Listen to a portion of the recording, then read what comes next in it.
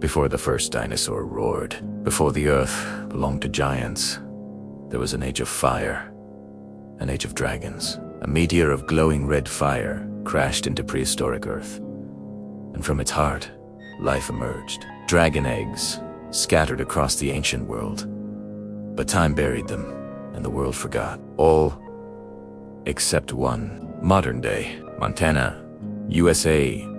Amidst the rugged mountains, a team of paleontologists at a fossil dig site is about to uncover something that should not exist. As storm clouds gather, an earthquake reveals a hidden cave entrance. Inside, Dr. Elena Brooks and her team find a chamber of glittering crystals. At heat's center, a massive egg, frozen in a glowing red crystal, pulses with a soft, rhythmic light, like a heartbeat suspended in time.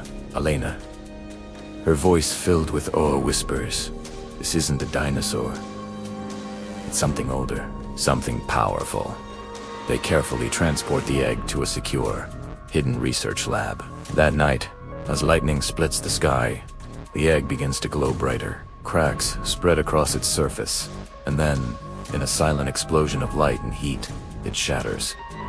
A baby dragon emerges. Its scales are as black as night. Its eyes burn like blue flames. It lets out a tiny, piercing roar, and the glass in the lab shatters. The other scientists back away in fear, but Elena steps forward, her hand trembling. She looks at the small creature. "Not with fear, but with wonder." "You're not alone," she says softly, her voice catching. "I'm here. I'll protect you." She names him Ignis. Ignis grows at an impossible rate. What should take years happens in days. He learns to fly in hours. His small wings at first, clumsy, then powerful. He bonds with Elena in minutes, curling up beside her like a loyal guardian, his head resting on her lap. But as Ignis grows, the world outside begins to change. The lab's sensors go haywire. DNA scans of Ignis show impossible data, sequences that defy biology. Around the globe, strange phenomena are reported. Sudden, dramatic climate fluctuations, ecosystems mutating overnight, an ancient species, long thought extinct, reappearing. Forests grow with the speed and density of prehistoric jungles. Swarms of massive, prehistoric insects fill the skies. It's as if the planet itself is responding to the dragon's presence. Elena realizes the truth. "He isn't changing the world," she explains to her panicked colleagues. "The world is remembering him."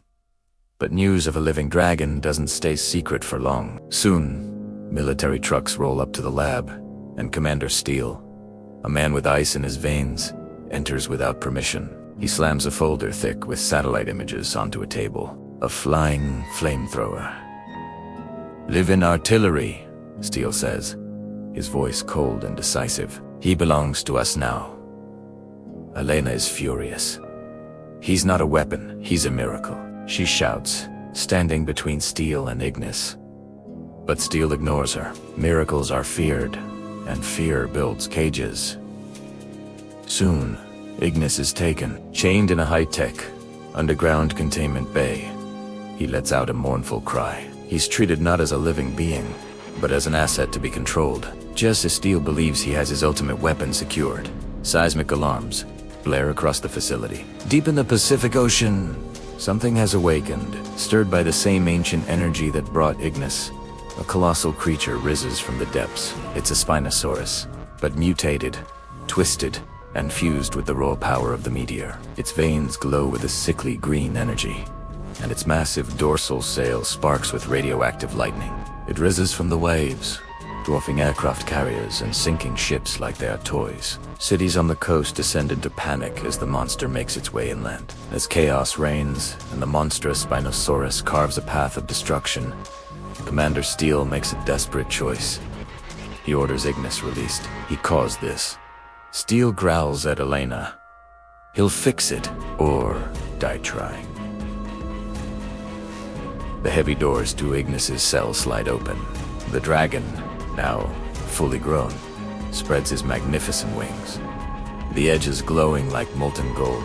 He looks at Elena, his intelligent eyes seeking hers. Through her tears, she nods. "Go, Ignis," she whispers. Not for them, for us. With a deafening screech that tears the sky open, Ignis launches himself into the storm, a black shadow against the lightning. The battle begins over a city, drowning in rain and rising water. Ignis soars above the skyscrapers, a legend reborn. The mutated Spinosaurus bursts from a flooded highway, roaring a challenge that shakes the very foundations of the buildings. The titans clash. The Spinosaurus charges, its powerful tail whipping around and smashing bridges into rubble. Ignis dives, unleashing a torrent of fire that ignites the rain itself, turning droplets into hissing steam. Blue flame meets green radiation. The shockwaves from their impacts shatter windows for miles. For a moment, it seems Ignis has the upper hand, but the monster is relentless. It strikes with its claws, and Ignis is hit, impaled on one of its spines. He lets out a pained cry and falls from the sky, crashing into the street below. The city falls silent. Elena runs to him, her heart breaking. She kneels in the rubble, placing a hand on his scaled head. "You were never a monster," she cries, her voice cracking. "You were my friend." Ignis opens his eyes. The blue embers flicker, then turn a brilliant silver, and then a white-hot intensity. A deep rumble comes from his chest, and in that moment, as he draws what seems to be his final breath, a dragon remembers what it truly means to be fire. Ignis rises into the air, his wound sealing in a flash of light. A beam of pure starfire, a dragon's nova flame, explodes from his chest. It engulfs the Spinosaurus, which disintegrates into nothing but ash. The rain evaporates. The storm clouds part, and the sky turns a brilliant gold as the sun breaks through. But the effort was too much. Ignis collapses midair, falling gently into Elena's waiting arms. He is weakening, his breathing slow and shallow. Elena holds his face, her tears falling onto his scales. "You saved us," she whispers. "Wherever you go, I'll find you." Ignis looks past her, up towards the stars. His wings flare one last time, no longer flesh and bone, but shimmering cosmic flame. He lifts off, rising higher and higher, until he becomes a burning comet streaking across the sky. And there, among the heavens, a new constellation forms a dragon, forever watching over the earth. In every age, a hero rises, not born from fear, but from love. And legends, they never truly die. But as Elena looks up at the night sky, a cloud splits open. It's not a star she sees, but another comet, and then another, and another. She watches in horror as the sky fills with them, all heading for Earth. "Oh no," she whispers, her voice trembling with a new, terrifying realization. "They're coming."